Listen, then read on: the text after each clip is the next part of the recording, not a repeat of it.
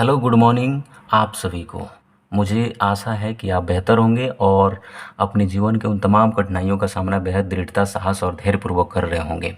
आज का यह जो वीडियो है, यह वीडियो आगामी सीटेट एग्ज़ाम को लेकर है। सीटेट एग्ज़ाम में गणित से 30 प्रश्न पूछे जाते हैं। पेपर 1 में 30 प्रश्नों में 15 प्रश्न मैथ पेडागोजी का होता है, जबकि दूसरे पेपर में 10 प्रश्न मैथ पेडागोजी का होता है। इस चीज़ को ध्यान में रखते हुए एक सिलेबस डिज़ाइन किया गया है और इस सिलेबस का जो पहला अध्याय है गणित की प्रकृति, आज हम उसी को पढ़ने वाले हैं। बिल्कुल ध्यानपूर्वक सुनिएगा और आप एक एक चीज़ पर अगर ध्यान से सुनते हैं तो आप निसंदेह अपने एग्ज़ाम में, अपने परीक्षा में बेहतर प्रदर्शन दूसरे की अपेक्षा करके ज़रूर आएंगे। तो इसी को आधार बनाकर हम गणित को आगे शुरुआत करते हैं। तो चलिए सबसे पहले जानते हैं कि गणित क्या है। देखिए, गणित निसंदेह आप कह सकते हैं कि अन्य विषयों से काफ़ी महत्वपूर्ण विषय है। गणित को अगर देखें तो इसकी प्रकृति के हिसाब से या फिर इसकी शिक्षा के आधार बनाकर, इन दोनों चीज़ों को अगर आधार बनाकर आप देखते हैं तो इसके कई सारी परिभाषाएं परिलक्षित होती हैं या दृष्टिगोचर होती हैं। इसी को संदर्भित करके आप ये कह सकते हैं कि गणित जो है एक गणनाओं का विज्ञान है, या फिर गणित दिशाओं का विज्ञान है, या फिर गणित जो है माप तौल, परिमाणों आदि चीज़ों, आकार प्रकार आदि चीज़ों का जो है विज्ञान है। गणित को अगर शाब्दिक अर्थों के रूप में देखें तो गणित का शाब्दिक अर्थ होता है कि आप ये कह सकते हैं कि गणित जो है वह शास्त्र है जिसके अंदर गणनाओं का प्रधानता है। ठीक है, मतलब गणना जो है प्रमुख रूप से की गई है। तो इस तरीके से हम कह सकते हैं कि गणित एक तरीके से गणना से ही शुरुआत इसकी होती है, परंतु सिर्फ और सिर्फ गणना इसमें नहीं होती है, क्योंकि बहुत सारी चीज़ें इसमें आती हैं। हालांकि ये कह सकते हैं कि गणना प्रमुख है, प्रधानता इसकी गणना में होती है। और इसमें आप ये भी कह सकते हैं कि मान्यताओं के आधार पर गणित जो है एक, आप ये कह सकते हैं, अंक, अक्षर, चिन्ह आदि संक्षिप्त संकेतों का विज्ञान प्रतीत होता है, जिसकी सहायता से हम, है ना, परिमाण, दिशा आदि का बोध कर पाते हैं, उसका ज्ञान प्राप्त कर पाते हैं।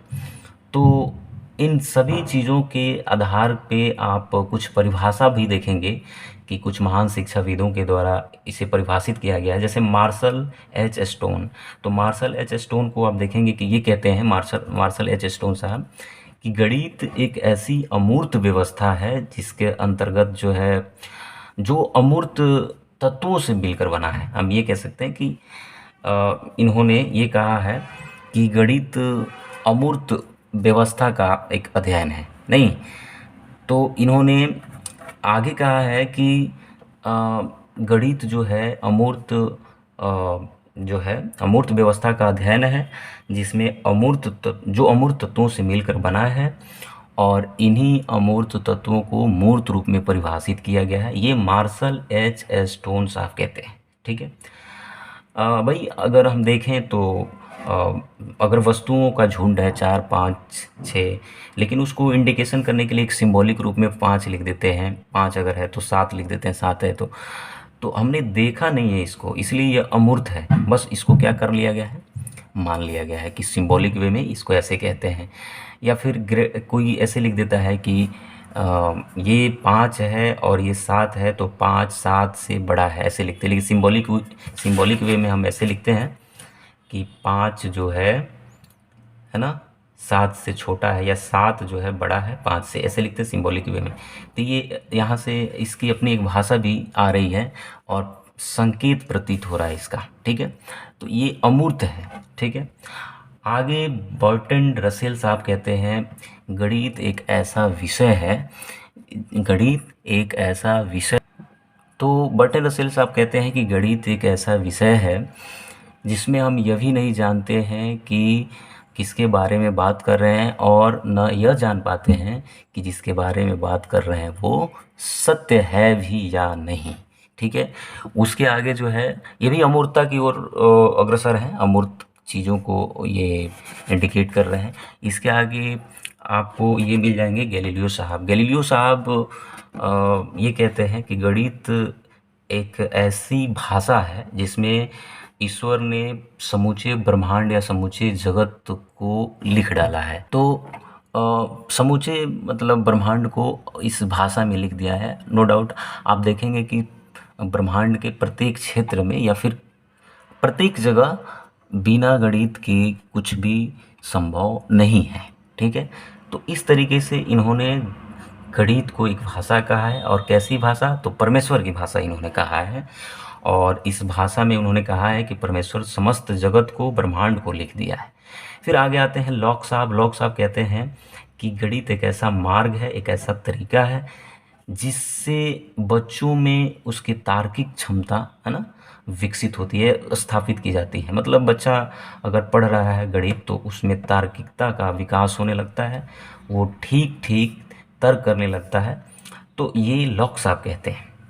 हागवेन साहब कहते हैं कि गणित संस्कृति और सभ्यता का दर्पण है, अर्थात चिंतन करने की, मनन करने की क्षमता विकसित हो जाती है। साथ ही साथ ये इम्पैक्ट जो है, इसका प्रभाव जो है हमारी बाहरी वातावरण पर भी दिखती है। तो इसलिए इन्होंने कहा कि संस्कृति और सभ्यता का दर्पण है। आगे रोजर बेकन साहब आते हैं। रोजर बेकन साहब कहते हैं कि गणित जो है सिंह द्वार या कुंजी है, किसकी? समस्त विज्ञानों का। ठीक है, मतलब कि किसी भी विषय को आप देखिएगा तो इसी से होके गुजरना है, इसी से होकर जाना है, और इसी एक तरीके से इसी की बुनियाद पर ये टिका हुआ है। फिर प्रोफेसर बोस साहब कहते हैं कि गणित जो, ये कहते हैं कि जो हमारी पूरी सभ्यता पूरी सभ्यता की जो प्रकृति है उसका उपयोग और उसकी बौद्धिक गहराई पर निर्भर करती है। तो इसका बुनियाद जो है गणित है, वास्तविक रूप से देखा जाए तो इन्होंने कहा कि उसका जो बुनियाद है वो गणित है। ऑक्सफोर्ड डिक्शनरी के अनुसार गणित जो है मापन, मात्रा और परिमाण का विज्ञान है। तो आपने देखा कि ये तमाम जो परिभाषाएं दी गई हैं महान शिक्षाविदों के द्वारा, तो ये इस परिभाषाओं के आधार पर एक निष्कर्ष सामने आता है और एक विचार निकल के आता है कि गणित को हम ये कह सकते हैं कि स्थान या संख्याओं का विज्ञान है, गणित गणनाओं का विज्ञान है, गणित माप, तौल, मात्रा या परिमाण का तथा दिशा का विज्ञान है, गणित क्रमबद्ध, संगठित है ना तथा यथार्थ है ना विज्ञान की शाखा है, और मात्रात्मक तथ्यों तथा संबंधों का है ना विज्ञान है। गणित विज्ञान का अमूर्त रूप है। ठीक है, इससे तार्किकता है ना, एक तरीके से ये कह सकते हैं गणित जो है तार्किक विज्ञान का भी एक विचार है। आगमनात्मक तथा प्रायोगिक है ना है, और आगमनात्मक का मतलब जिससे आप जानते ही हैं कि उदाहरण से है ना नियम की ओर, और प्रैक्टिकल है तो है ना प्रायोगिक है, प्रायोगिक विज्ञान से संबंधित है। ये सभी जितना भी संदर्भ है आप विज्ञान से संबंधित इसको जोड़िएगा। आवश्यक निष्कर्ष का विज्ञान है, तो ये आवश्यक निष्कर्ष निकाले जा सकते हैं इसमें। तो ये कुल मिला के आप देख सकते हैं कि उपरोक्त परिभाषाओं के आधार पर हमने ये सारा पॉइंट निकाला। अब हम मूल रूप में देखेंगे इसकी प्रकृति के बारे में, जो इस चैप्टर का उद्देश्य है।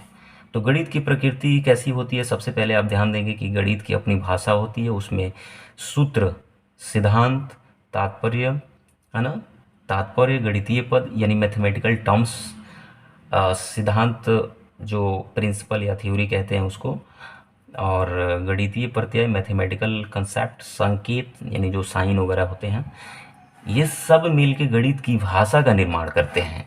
आपने देखा अभी कि हमने क्या करा कि ये अपनी भाषा है इसकी, ग्रेटर देन, लेस देन लिखना, इक्वल लिखना, साइन जो भी है, जिस तरीके का साइन या मैथमेटिकल टर्म्स जो भी हम यूज करते हैं, 2x + 1 है ना = 5, कुछ भी ऐसे लिखते हैं। तो ये इसकी अपनी एक भाषा है। ठीक है, तो कुल मिला के हम ये देख रहे हैं कि गणित की अपनी एक भाषा है और ये भाषा यूनिवर्सल होता है गणित। अब इसी से आप निकाल सकते हैं कि गणित कैसा होता है, यूनिवर्सल होता है। प्रत्येक जगह अगर 2 और 2 करते हैं 4, तो यहाँ भी 4 होगा, कहीं भी 4 होगा। तो गणित जो है यूनिवर्सल है। संख्याएं, दिशा, मात्रा, मापतौल का ज्ञान होता है। और आप ये कह सकते हैं हायरार्किकल है, पदानुक्रम है। हायरार्किकल का मतलब ये आगामी कई सारे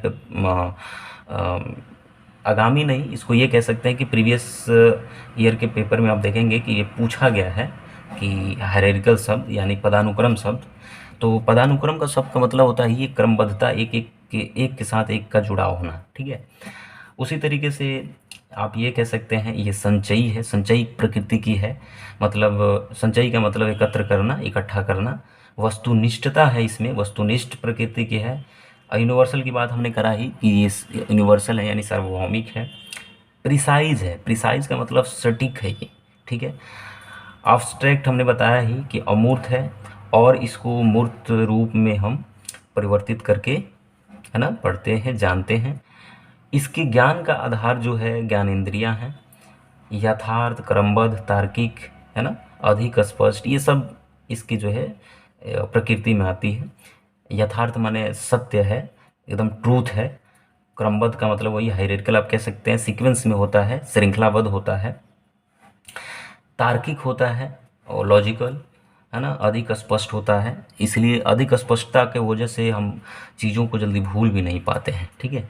नियम होता है, सिद्धांत होता है, सूत्र सभी जगहों पर एक समान होता है, यूनिवर्सल। इस चीज़ को भी यूनिवर्सल कह सकते हैं।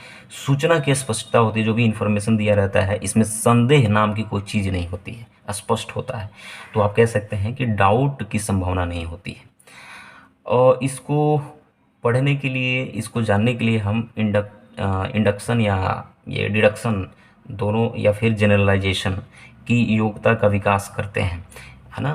तो ये सारी चीज़ें, है ना, गणित की प्रकृति में आती है।